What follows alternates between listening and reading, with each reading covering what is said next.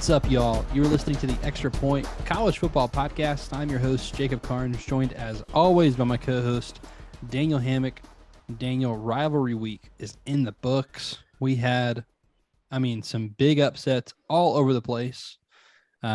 Regular season, unfortunately, in the books. But, Daniel, how are you feeling after Week 13 is over with? We've had 13 weeks of the best regular season in any sport. How are you feeling, man? It's great. I'm sad. Came to realization kind of coming into this week that I'm excited because Rivalry Week is just up there with any of the great weeks of college football, but it only is only overshadowed by potentially opening week. And, it's like after last week with all of the crazy chaos upsets with games that we may have, people may have overlooked this week, a little more chalk in some areas, but then we had definitely some fun turnarounds here. So definitely going to be missing this whenever the playoff unfortunately expands after it was 2026. So that will be sad that we won't have a regular season like this, but get to enjoy it while we still can. Let's enjoy it. Wow, we got it. All right, Daniel, let's start with the biggest game of the day. Not arguably, it was the biggest game of the year. You had two Yeah. 11-0 teams from the same division, rivals. This rivalry is called The Game. And all Michigan did was go into Columbus and win by 22 without Blake Corum. And Daniel, I walk away extremely impressed with Michigan. Yeah. I have personally had Michigan ranked at 2 for the last 5 weeks on our rankings. Picked them to cover, did not pick them to win the game. They go in and win outright. Daniel, Ohio State loaded the box and said, if you're going to beat us, you're going to do it through the air. And they had 5 plays go for almost 300 yards. Insane. It was a game where it was early on, it was punch and counter punch. And then Michigan just kept punching, and Ohio State wasn't punching anymore. And you started to look, and it was like these big gashing, either a run here or a long pass. And it started to become more evident that Ohio State was just simply not going to be able to stop Michigan. And it wasn't scheme. These are talented players on the Michigan side, and they were talented enough to do it 2 years in a row. I just like you said, I come away obviously super impressed with Michigan. I'm a little let down by Ohio State, but to be perfectly frank, I've been somewhat let down with them all year with the nature of their wins. Obviously, all you can do is win, but it got to a certain point this year where I said, this Ohio State team just doesn't feel like I wanted them to feel. I know they've had some injuries here and there. They've had some guys miss games, some of their key guys, Jackson Smith and Chigba, Travion Henderson's missed time, Mayan Williams missed time. So, just everybody has not been 100% for the whole year. That being said, they're one of the top 3 in team talent composite. They're one of the top 3 in just overall blue chip ratio talent is on this roster. Ryan Day gets heralded as this great, amazing coach. And while I still think that he is one of the premier coaches in this game, there's something to be said about us devaluing what Jim Harbaugh has done, especially in the season where it looked like they hit their head on the ceiling last year by having a great year, beating Ohio State. They beat Ohio State in Michigan last year in the snow. So people were kind of saying, oh, it's the type of game that they played, kind of wrote it off as that.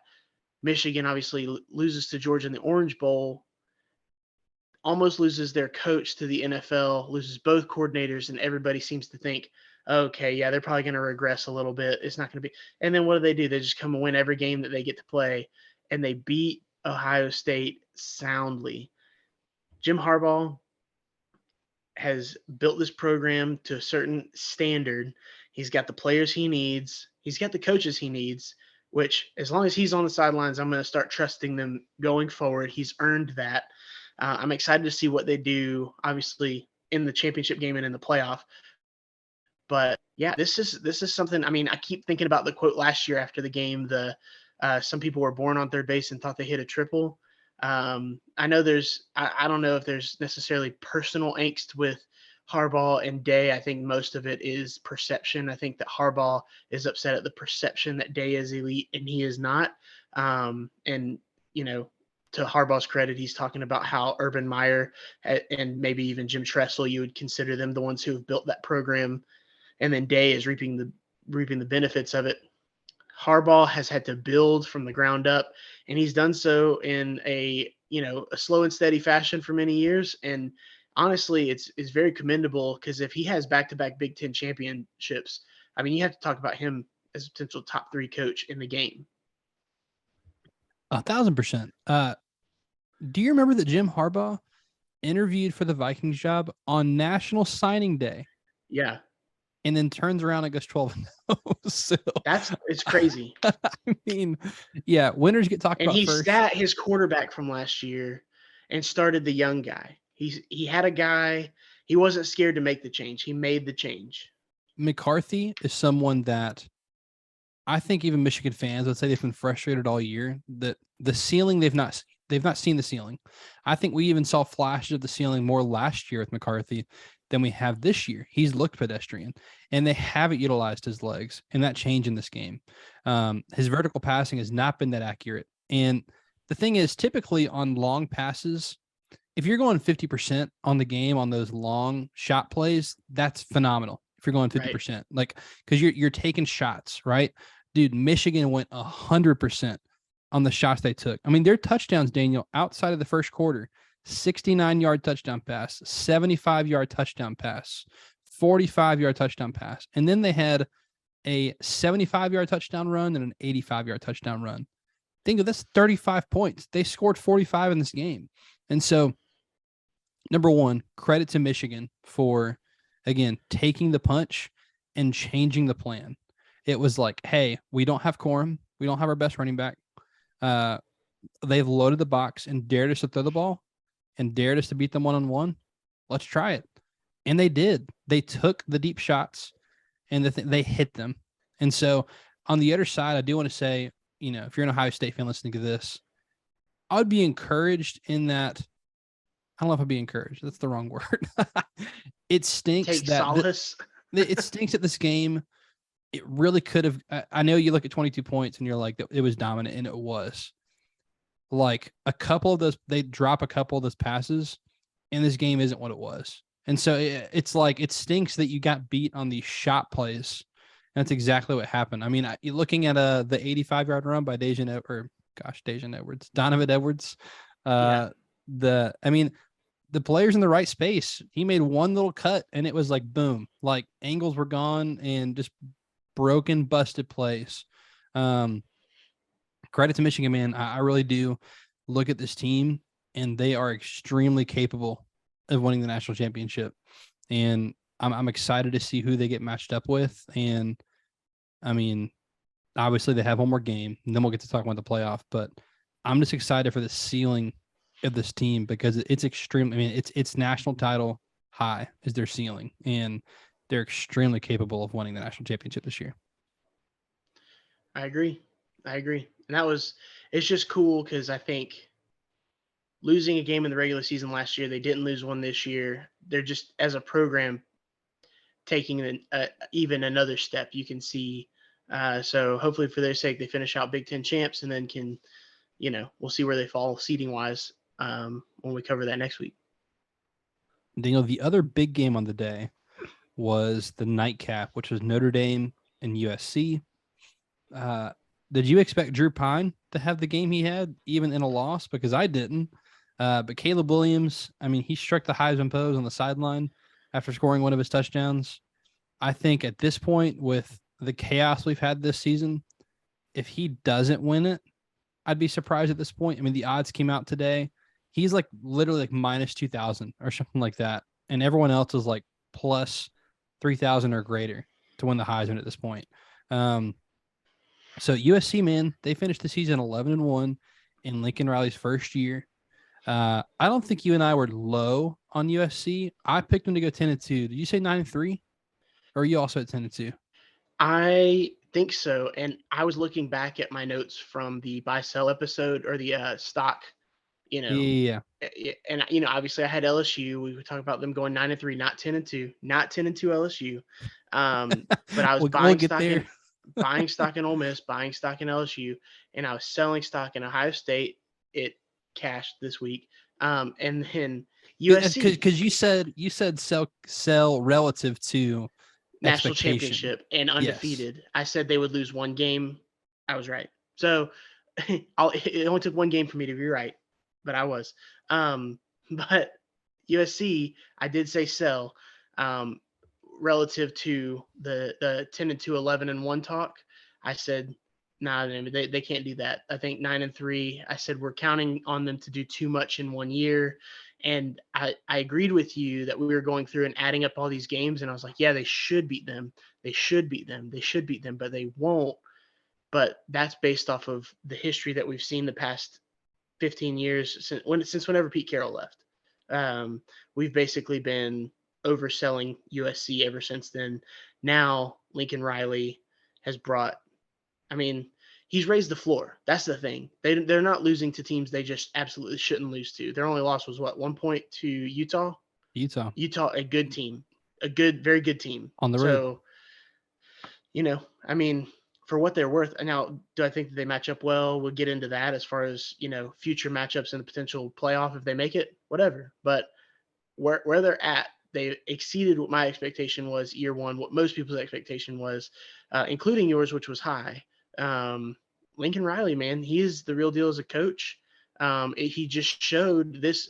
We talked about Jim Harbaugh and what he showed based on his reputation and what he did now. Lincoln Riley was handed the keys to that team in Oklahoma with Bob Stoops, and everybody thought, you know what?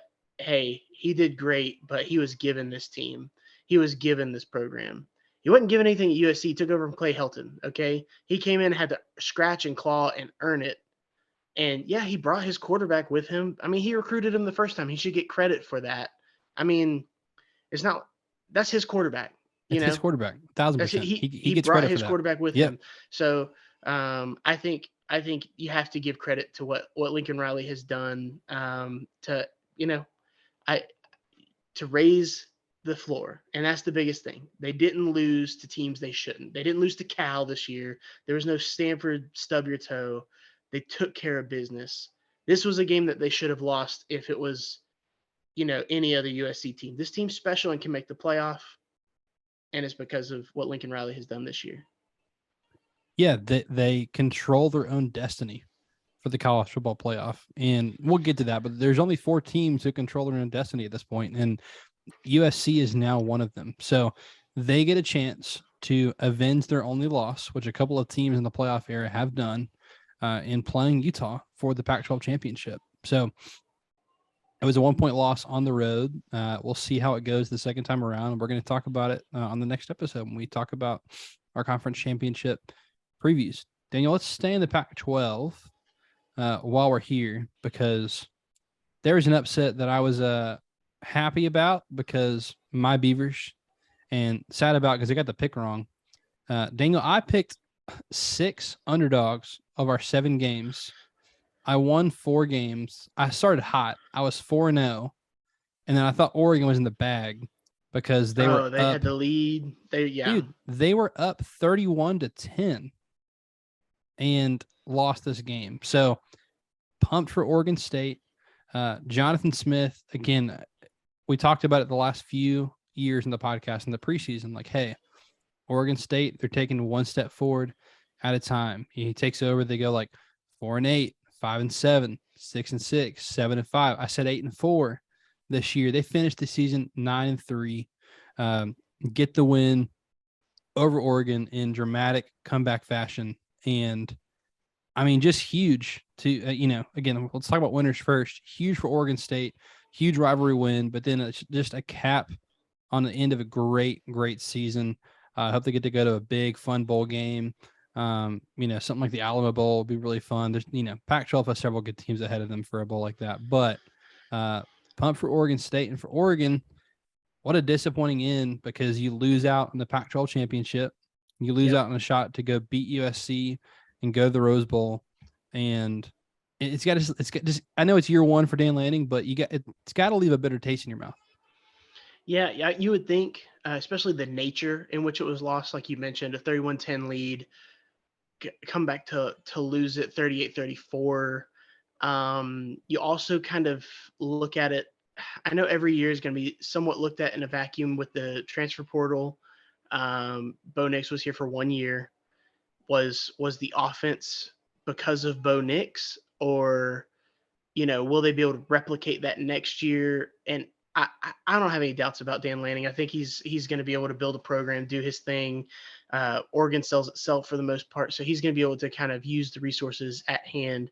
But it is kind of a gut punch when you win to this extent early, and he felt really good down the stretch, and then to get to this point and kind of be like, okay, 9-3, when you were you weren't necessarily, you were looking at the playoff for a second, but then after you lost that second game, you're like, okay, realistically, let's be the best team in the Pac-12, win the Pac-12, go to the Rose Bowl. That's still a huge, rung on the ladder to knock in your first year. Not being able to get it could be a gut punch. We'll see how they respond next year. I mean, obviously bowl game this year, but how they respond next year to it.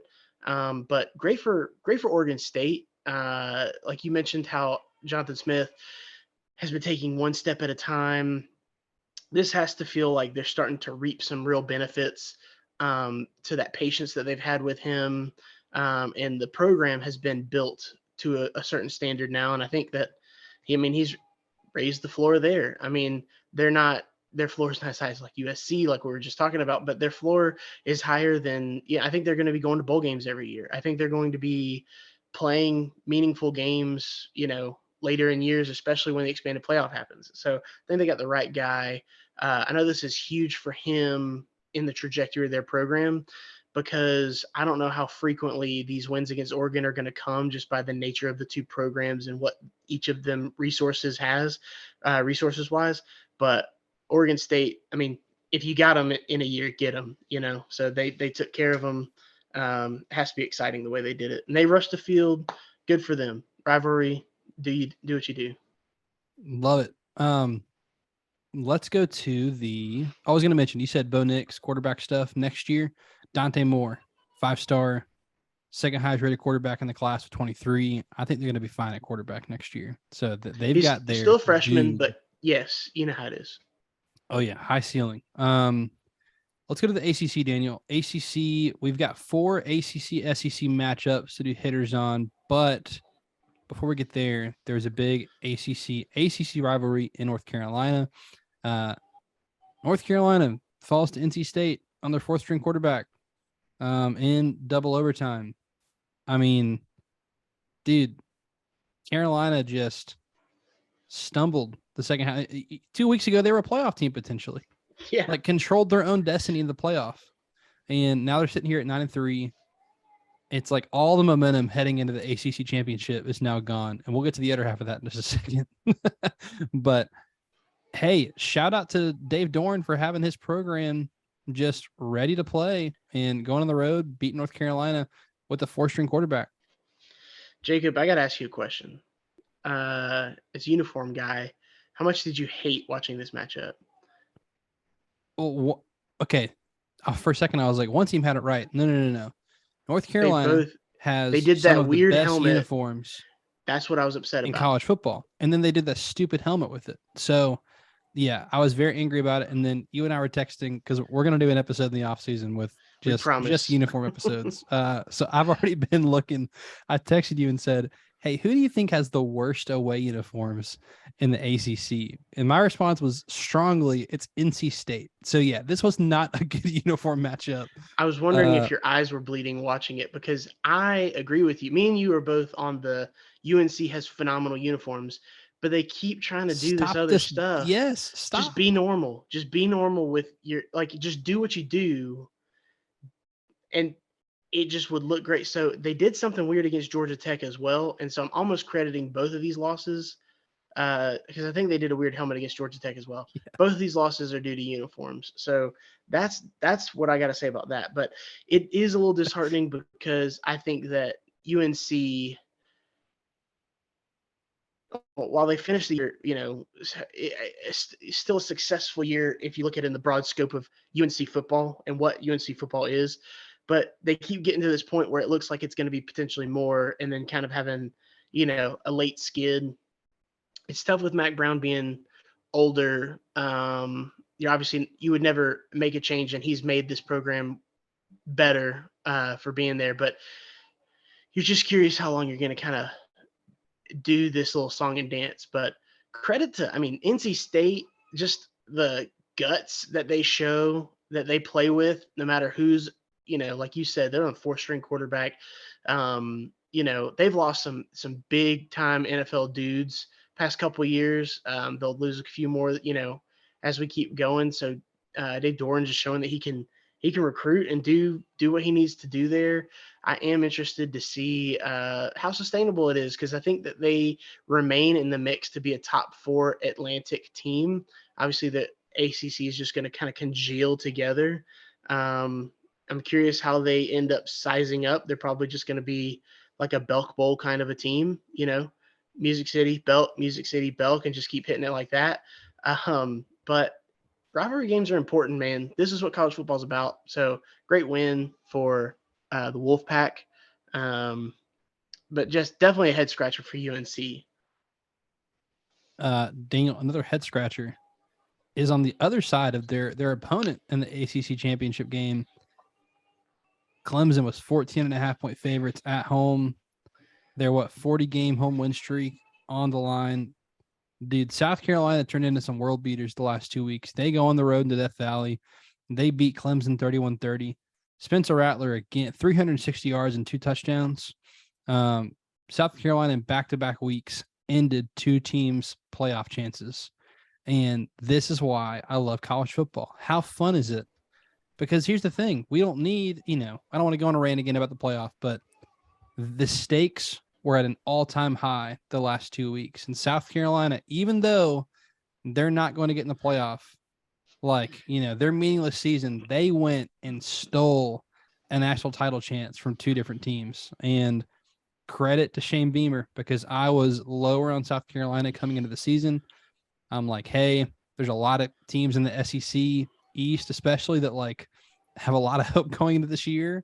And yeah, I'm I'm slotting Tennessee above them. I'm slotting Florida. I'm slotting Kentucky above them. And South Carolina, just after starting slow, they finish out 8-4 by beating Tennessee and Clemson back to back. They get their first win in this rivalry in the playoff era. Yeah. Which is insane. Since Spurrier, they've lost this game. So, man, huge credit to Shane Beamer and his staff and South Carolina for, what a finish to the season, man. Yeah, this one was crazy because, like you said, before the season, we were talking about last year with South Carolina going 6-6 and how they overachieved with, basically nothing at quarterback. They get Spencer Rattler and everybody was just expecting them to do more. But you and I were like, dude, they could just go 6-6 again and still maybe be a better team. The schedule's just rough. And then for them to go 8-4, yeah, phenomenal. Early in the season, it looked like they were doomed a little bit. A couple of the games they were dropping, but then they really got on a run and really got, these last 2 weeks have just been phenomenal. It's been a completely different Spencer Rattler that we've seen at South Carolina thus far these past 2 weeks. Also, obviously I picked Clemson to cover the 14.5. And, I said it's either going to do one of 2 things with Spencer Rattler. It's either going to give them that confidence to keep doing it, or it's going to have them kind of head in the clouds a little bit and they're going to get their teeth kicked in by Clemson. It was the former. It was definitely, he had the confidence to just throw it downfield and keep doing what he's doing. And you were right, Jacob. You were like, Clemson has not won a game this year like that where they could, dominate somebody. And you're like, I don't think they're good enough to do it. I don't think they start now. And as I was watching the game, it got to a point, I think Clemson was up by 9. And I was like, okay, Dude, Clemson's they were up 14-0. Yeah. But yes. I think as I was waiting for the game to kind of get settled, and it was I think 23-14 at one point, and I said, "Oh yeah, Clemson, they're about to put the chokehold on and do what they do, and it's going to be like 40 something to 20 something, and we'll be fine." But dude, South Carolina they're just not going down, man. And I'm interested to see what they do in the bowl game because I think it's gonna be more of the same. And Rattler's gonna ride off into the sunset and be a third round quarterback in the NFL. But he has played great for spurts this year, and specifically those last two games. And I mean, just huge for the program. South Carolina gets this win, like you said, it's been forever since they've done so. And I know that it was weird because they would swap off. I think it was like 5 years Clemson won, 5 years South Carolina won, 5 years Clemson won, and then it was like Clemson has just been was it 8 years in a row now, it's whatever. So I know they've been long due, and that's one of those that's been somewhat more of an even rivalry over the past 20, 30 years, whatever. So, anyways, it was good to see the other guys get it. Oh yeah. Okay, there's a lot of games we could hit. We have to hit one, Daniel. And I'm sorry.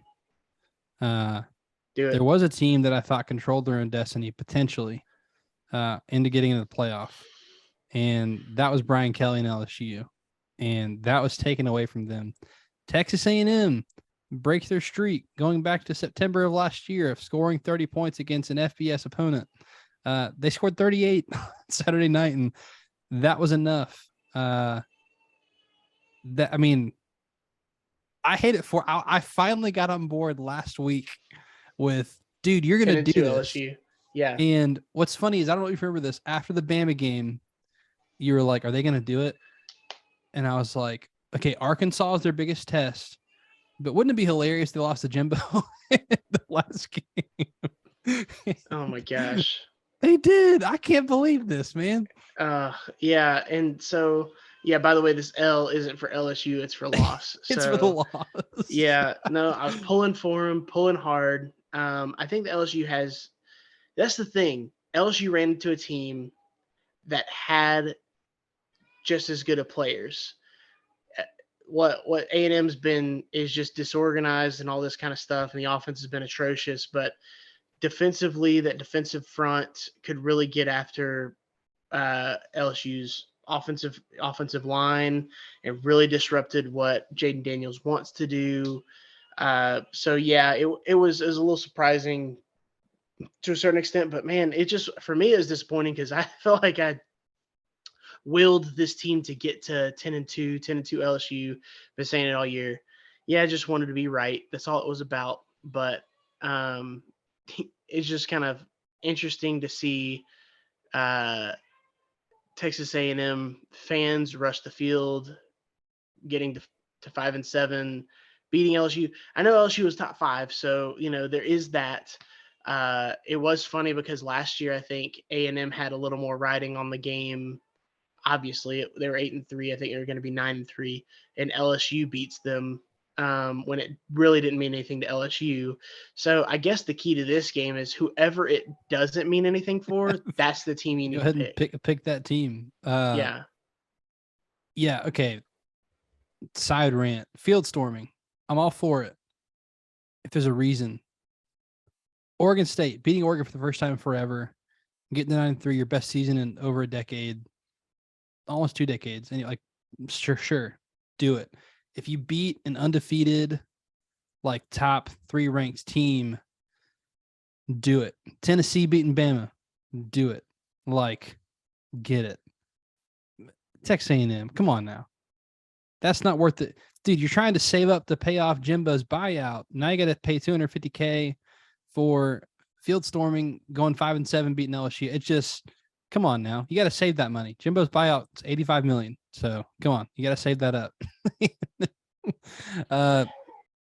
Before we get to just like playoff implications, are there any games you really wanted to hit? I mean, a lot of rivalry games, obviously. Not any other huge upsets. I'm looking to make sure I'm not missing any. Well, let's just mention the Egg Bowl since it was all the way on Oh Thursday night. yeah, that's why it's all the way down here. Let's just and Florida State. So both of those I feel like are noteworthy.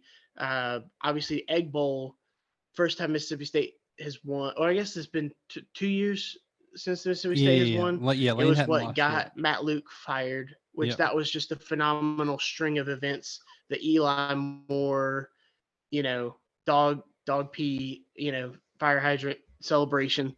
So that was phenomenal. But yeah, this year, um, I mean, just the game never disappoints. Obviously, we were texting during the game as it got down the stretch. Ole Miss had the chance at the end. They go down and score, miss the 2-point conversion at the end. So,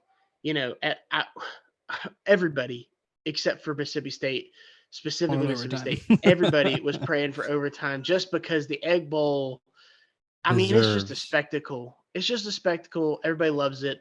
Uh, it should always stay on Thursday night. I will Yes. always watch it over any NFL game that goes up against it. I promise you. Yes. Um, so have no fear. We'll all watch it.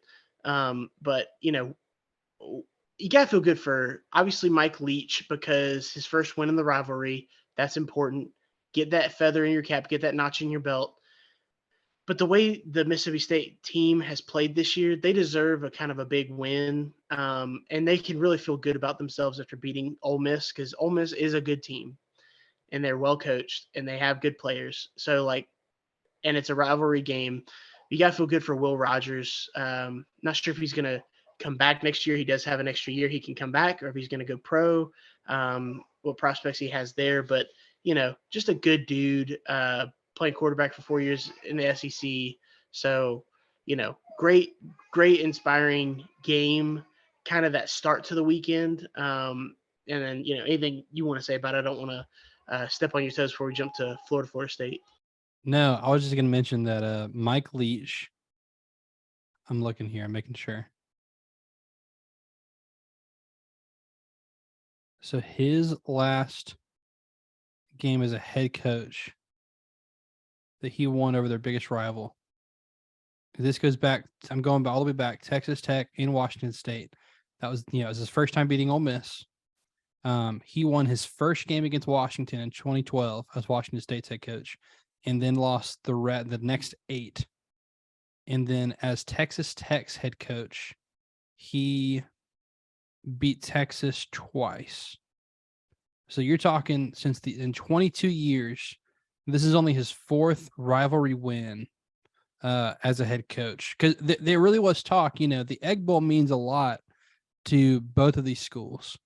And there was talk about like, hey, if you lose your 3rd Egg Bowl in a row, like they really will want you out, regardless of what your head coaching, like what your record is. You could go 9-3, Right.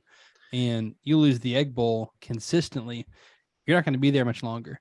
And like the happy-go-lucky shtick of him being, the pirate and doing the whole thing, it really is fun. It's great for college football. You need guys who don't take things too seriously. But the SEC better is a beat your different rivals. animal, right? And so him getting this win, I think just even if he lost the next 2, it You got to keeps think him it in. had been a decade, and that's where I'm like, if I'm Mississippi State, and trust me, they're the ones who mentioned this, that like, hey, it's not just us. He also didn't care about the Apple Cup. Like Jimmy Lake had even said when he was the defensive coordinator at Washington, like, yeah, it's great because Leach changes nothing about his offense when we play him. And so we don't even have to prep for the game. Like, it's just the same defensive game plan every year.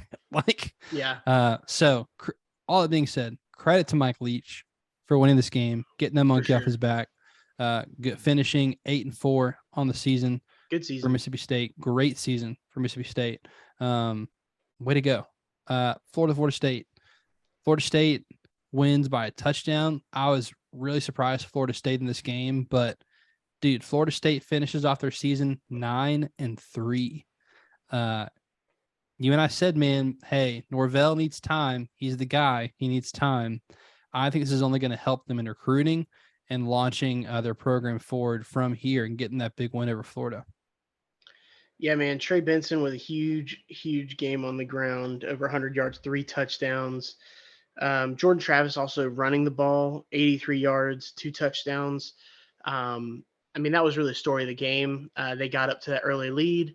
Florida came back, and I mean, this was punch, counterpunch kind of a game. I mean, it's just fun. If you weren't a fan of either team, it was just fun. If you are a fan of either team, it is agonizing because you are trying to figure out what's going to happen. But man, you come out of this, and I still feel good about Billy Napier, Florida. I think he's going to be just solid. Let him get some recruiting classes in there. I still think I have questions going forward about Anthony Richardson because I think that he's very streaky. He's a phenomenal athlete, but he's very streaky. So we'll see if that's going to ultimately be he's the best answer for them right now.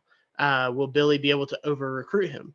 And then, on the flip side, man, Mike Norvell, I am just glad that we didn't hear any of the Dion stuff happen in the offseason. Obviously, losing Travis Hunter in the recruiting class. I mean, we talked about this kind of stuff because it's offseason talk, but he needed a season like this to really put his stamp on it and say, look, y'all, I'm building something special. Florida State's going to be back. We're about to be, with what the state of Clemson is right now, we're about to be the top dog in the ACC again.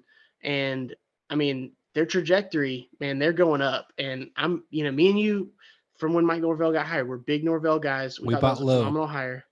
We bought low. We didn't sell. And I did have questions this offseason when Travis Hunter flipped to Jackson State and went with Dion. Was wondering if there's some sort of coup happening where, they're going to out Norvell and try to bring Dion in and get that whole deal. I don't know. I don't think that was ever necessarily in the works. I think it was just, speculation and conjecture from everybody else on the outside looking in. But good for Mike Norvell to have this kind of season, beating, Miami handily this year, beating Florida for the first time. This is 3 years now, 4 years that they've been losing to Florida. So it's just nice to see some of these rivalries go the other way. Especially these even teams that, Florida and Florida State are very even type programs. And so it shouldn't just be a one-sided deal. And so it's nice to see, Florida State take care of Florida. Love it. We could talk about a lot of games, Daniel, but I do want to talk Really about good. 2 more things. Coaching hires that have been made, quick hitters, and then what we expect from the playoff committee on Tuesday. 2 coaches have officially been hired. We're going to do a full coaching grade episode in the offseason, but I mean, like it, love it, or don't get it with Luke Fickell to Wisconsin and then Matt Rule to Nebraska. Both of these, I think, were knocked out of the park. Yes. I mean, yes. they're both. You talk about fit, and like Luke Fickell, in my head, I was thinking, oh yeah, he's me and you. I think are probably the same. Where we're like, oh yeah, he's never leaving unless it's like Ohio State, Michigan, or Notre Dame. And like the weirdness with how Notre Dame ended up promoting Freeman, who was his defensive coordinator. I had an uneasy feeling, and I'm like, man, I hope Fickell doesn't get stuck at Cincinnati because he's done such a good job there. Yes. And I've completely forgot about Wisconsin as one of these Big Ten powers because they're one that hides in plain sight because they're always relevant and they don't have a bad year. They've had a couple of bad years. And so when they made the move this year, I was surprised. And then I completely forgot that they were still looking for a coach. And when they announced that they hired Luke Fickell, I mean, home run. And you talk about candidate with program that can just top of the Big Ten West. But you look over and, hey, there's Matt Rule, who just give him time. Just give him time at Nebraska, and they'll be pleased with what they get. He's proven time and again. You're a big Matt Rule guy, obviously, when everything with Baylor. Even before that with Temple, phenomenal. Program I mean, building. I just can't. If I'm either one of these schools, I don't think for me I could have made a better hire for where we are. You didn't whiff on a guy. You didn't go chase somebody. You didn't get told no publicly. You didn't pick somebody that all of your fan base hates. I think both fan bases are elated at who they got. So there was one more. Kenny Dillingham, Arizona State, officially announced today. Kenny Dillingham, offensive coordinator from Oregon. And he's an alum of Arizona State. So okay. So hey, love it. I mean, that's great. He did a phenomenal job with the offense this year. at Oregon. He's been good everywhere he's been, so that's good. I'm excited for him, but these other two are like monstrous, Yes. major blue blood programs that now have. I mean, dude, the Big Ten West is probably going to be able to eventually stack up. Well, for as long as that exists. Well, yeah, whatever they're going to do, but I mean, Wisconsin, they had to feel like it had gotten a little sour there, and so maybe, especially with divisions going away. yeah. What are you gonna do? What are you gonna do when you all of a sudden have Ohio State and Michigan on the schedule every year, or something like it? Or looking up at them every year. That's the biggest thing. So there's no at least saving grace of, hey, a 1-game playoff of playing the championship game. Now it's like you have to be able to show the whole season. So great for Luke Fickell too. Like great for these coaches, because I was going to say about Matt Rule, he could just collect like $40 million over the next couple of years sitting down and not doing anything. The fact that he wants to coach, I think says a lot about him, and it says a lot about the Nebraska job. Because you don't just do that in Nebraska. You don't just exactly. You don't just do that for any job. He's not going to come just, no disrespect, Northwestern or something. He's not just going to come for a job. He doesn't need a job. He wants this job. So awesome. Tuesday night, the playoff committee is going to release their new top 4. We will have a shakeup as Ohio State lost to Michigan. Daniel, what do you expect from the committee, and what should the top 4 be, in your opinion? I think at this point in the season, what we expect and should for the top 4 will at least be the same. I think so too. I expect, and I think that they should, with Georgia and then Michigan, at least heading into championship weekend, Georgia, then Michigan, then TCU, and then USC. I think that should be the top 4 heading into this week.